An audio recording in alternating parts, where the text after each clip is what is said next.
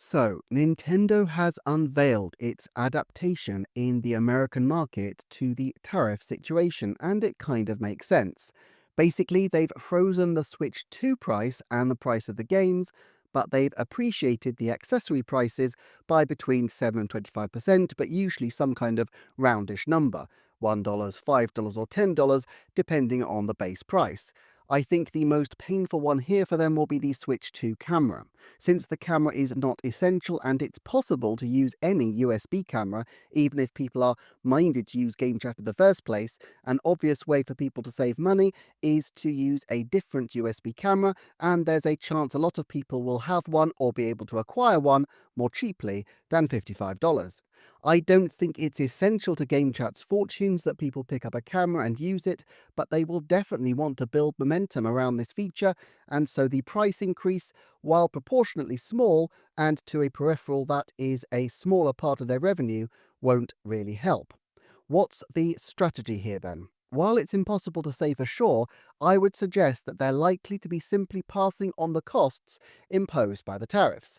I said a while back that one strategy I expected them to follow would be to direct Vietnamese Switch 2 to the USA as a priority, therefore avoiding tariff issues from China, and a recent investigation looking at shipping data bears this out, with a Eurogamer report suggesting that 100% of Vietnamese Switch 2 consoles were shipped to the US in January of 2025.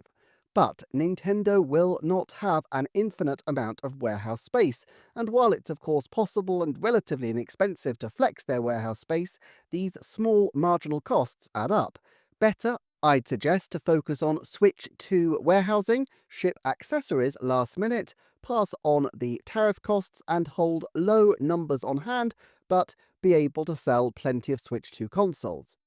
Of course, if a 10% uplift followed on the console as well, this could still bring the base price of Switch 2 up to $495, with $550 as the likely price for the Mario Kart bundle when they inevitably refresh it after its supposedly limited edition first outing.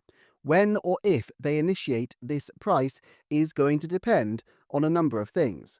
First of all, it will depend on how the trade negotiations go between America and key suppliers. I would not expect the Chinese supply chain of Switch 2s to be US bound anytime soon, but Vietnam, Cambodia, and potentially others remain possible. Video game manufacturers banded together and negotiated in 2019 and 2020 with a broadly positive outcome for the industry. Obviously, the details of a full and comprehensive trade deal could be years away, but specific commitments on key sectors that benefit multiple nations seem like an easier win and would be enough to be able to keep the Switch 2 prices down, it would be hoped. But let's assume that there is no change to the status quo and months pass with Nintendo eating ever higher costs on Switch 2. 10% tariffs would be set against the slight extra they'll be making on accessories, which are for the most part uplifts of more than 10%, but this was a pretty meagre figure anyway, as I don't imagine they're going to be selling that many accessories. If they had a million or so Switch 2 stateside before the 10% hike was announced, then they would probably need another 2 or 3 million to get them through to the end of December. I would guess that the key metric here, therefore, will be sales velocity. The very first Switch 2s will sell out, no question. Even the Wii U sold out right out of the bat. The question is going to be whether it can maintain that momentum as we enter July and August. Ironically, the potential scarcity of Switch 2s is in itself likely to drive more people to get one, figuring that a surefire $450 price tag is still better than $500 a few months down the track for a system that they want to get anyway. And this in itself might make shortages a self-fulfilling prophecy. If by September Nintendo have sold all of their tariff-free Switch 2s and are still shifting stock, at that point they will need to make a critical choice. Either they prioritize getting as many Switch 2s in front of the consumer as soon as possible, and they pay a significant penalty for that in terms of the tariffs, or they bite the bullet and enact a 10% uplift on the whole line. The thing is, they're going to need to do this anyway in the long term, and while raising the price ahead of your most critical sales window is far from ideal, their strategy this year is not completely reliant on Switch 2 to sell.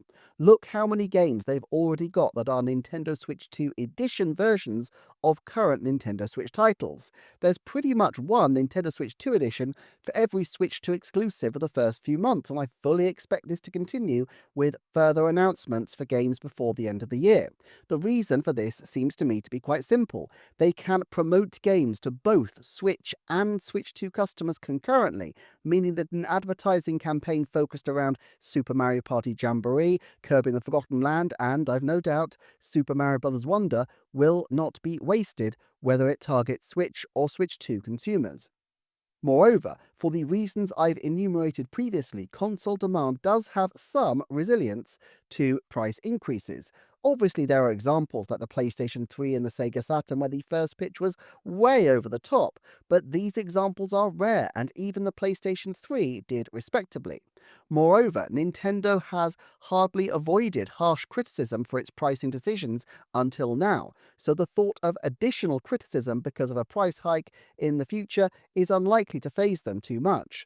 But most crucially of all, they will only be in the position of having run out of untariffed Switch 2s precisely as a result of the popularity of the console, so they will literally have proof that they can raise the price and maintain demand if this eventuality occurs. Another way that they might decide to keep the price static until January is if the dollar stays as strong as it is and potentially appreciates a little more against the yen.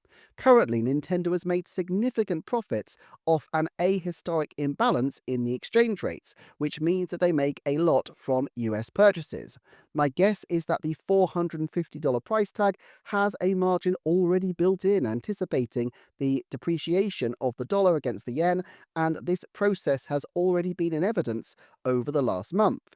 Still, if the yen stays relatively weak and the dollar stays the same or rallies, this would create an extra profit that Nintendo can use to offset against the tariff costs.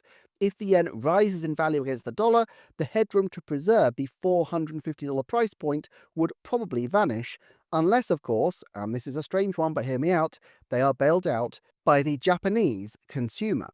The Japanese console is cheaper, but if the yen becomes far stronger and the Japanese Switch 2s do absolutely gangbuster sales, the price of manufacturing the console in yen terms will go down, and the Japanese Switch 2 will go from being sold at a slight loss or at cost, as seems likely to be the case at present, to making a profit on each system sold.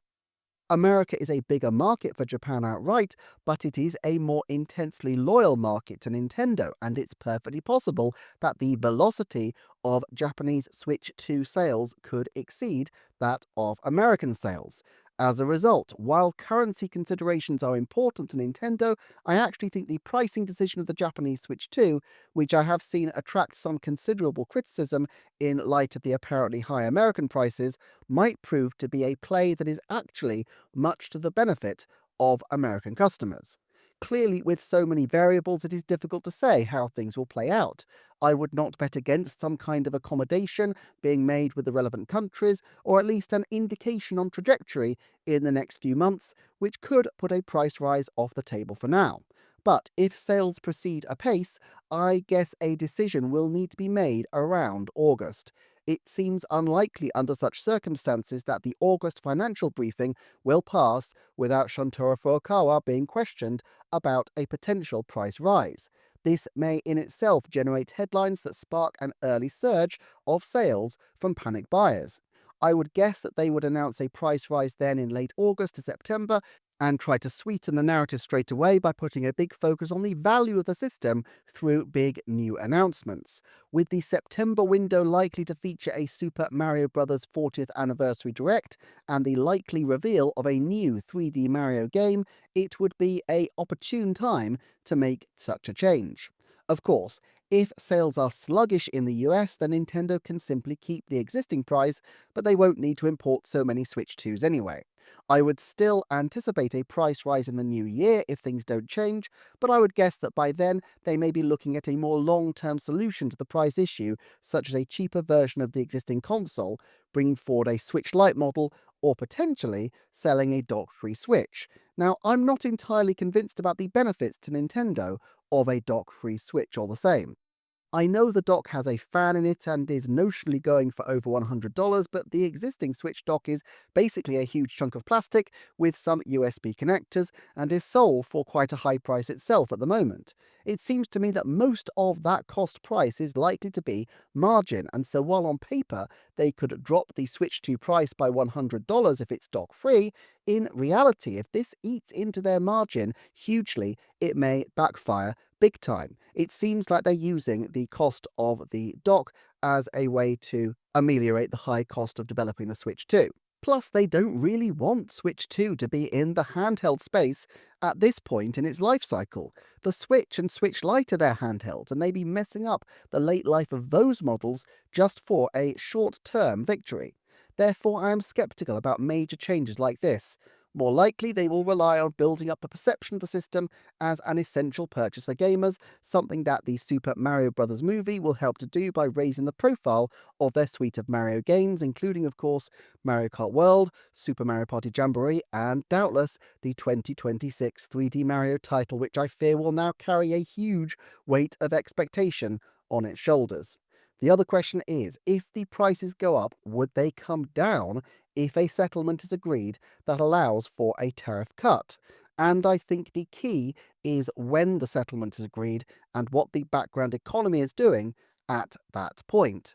If inflation is running on the high side of expectations over the coming year, then I imagine that they will simply stick with the higher prices as a hedge. It's far easier to offer discounts on an item that's too pricey than it is to raise prices outside of situations like these, where there is, at least, a political context. If the last few weeks have shown Nintendo anything, it's the difficulty of increasing prices. In 2 years' time, having higher accessory prices may in fact prove rather useful for Nintendo in the American market. I will have more videos on these topics in the coming weeks, but for now, please do check out the Patreon, like, comment, share and subscribe, and I shall see you next time for another Nintendo Forecast.